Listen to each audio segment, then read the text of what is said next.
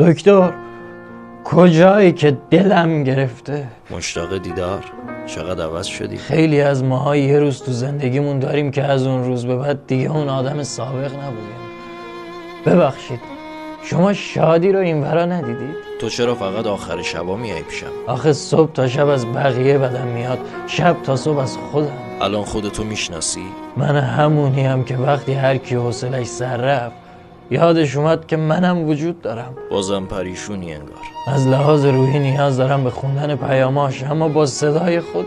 یعنی هنوزم داری بهش فکر میکنی؟ یه مرد برای عاشق شدن به یه لحظه نیاز داره و برای فراموش کردن به یه عمر. تو خیلی شجاعت داری. ندارم. رفتن شجاعت میخواد و موندن دلیل. چه عذابی میکشه کسی که نه شجاعت رفتن رو داره و نه دلیلی واسه موندن.